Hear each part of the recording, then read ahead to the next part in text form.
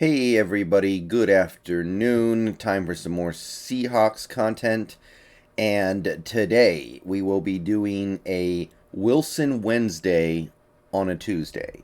So we've got a game coming up in just 2 days now. It's right around the corner, so we got to compress the schedule a little bit in order to get all this stuff out of the way before the Rams game.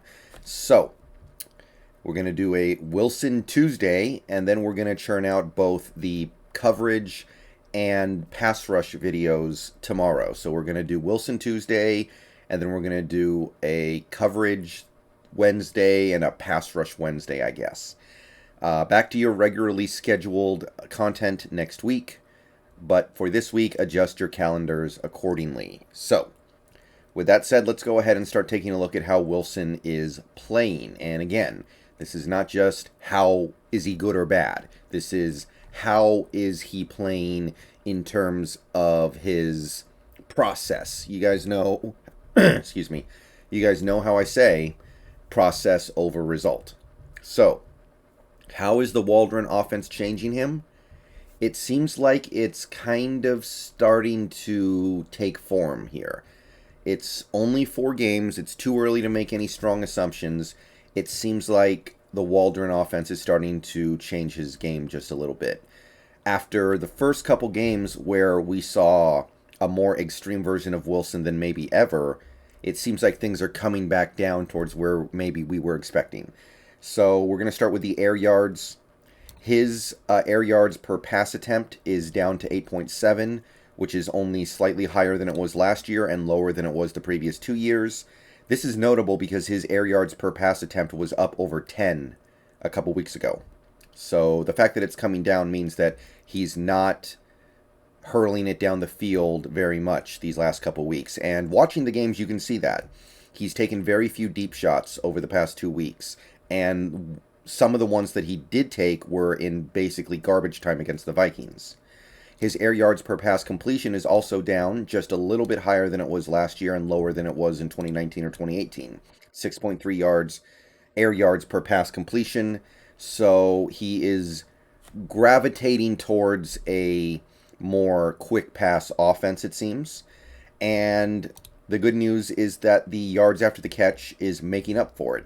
His yards after the catch per pass completion came down a little bit after this most recent game, but it's still up at 6.9, which is much higher, 2 yards higher than it had been over the last 3 years.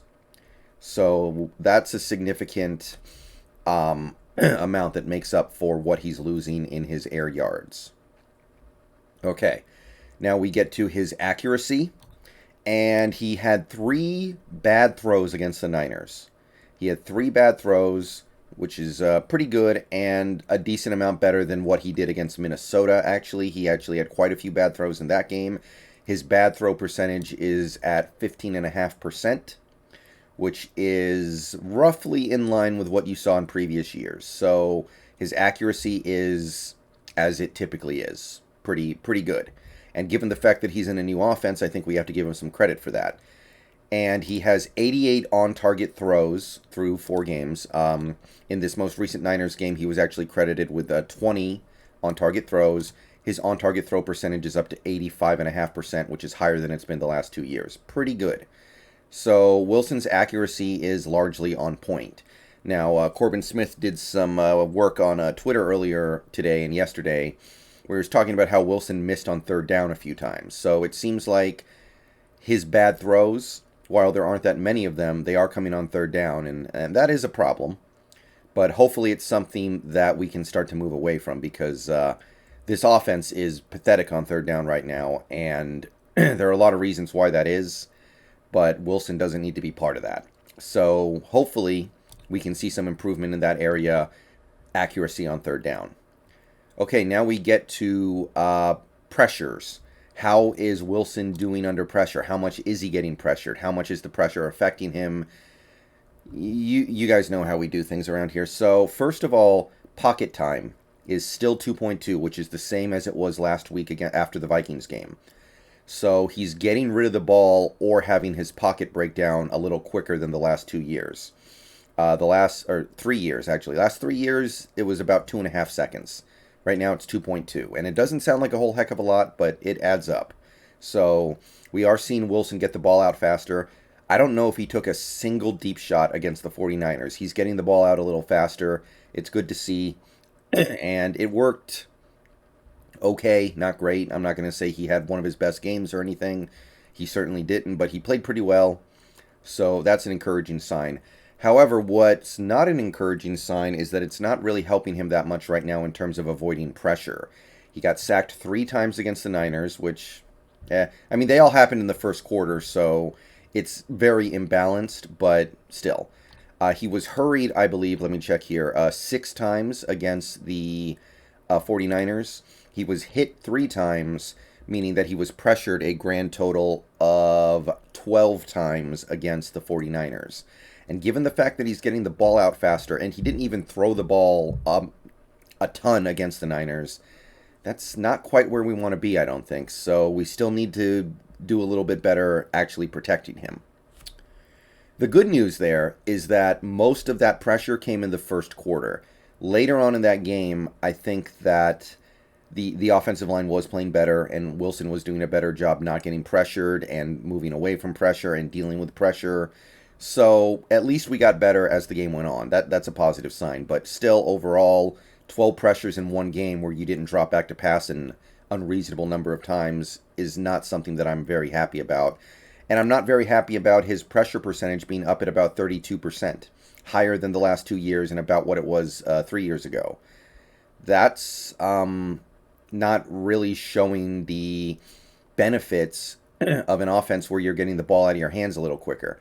Hopefully it picks up as time goes by, but right now I'm seeing a quarterback who is throwing the ball a little quicker, who is getting the ball out of his hands earlier than usual, who is trying to play in flow, so, excuse me, and is still getting pressured at about the same rate, if not a little more.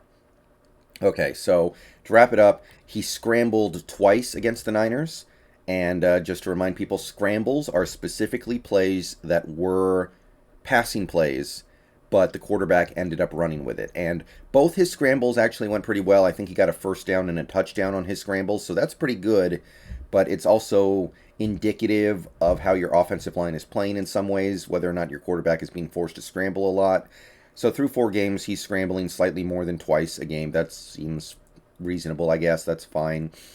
We ran play action a lot against the Niners. We had 10 play action snaps against the 49ers. That's closer to what I want.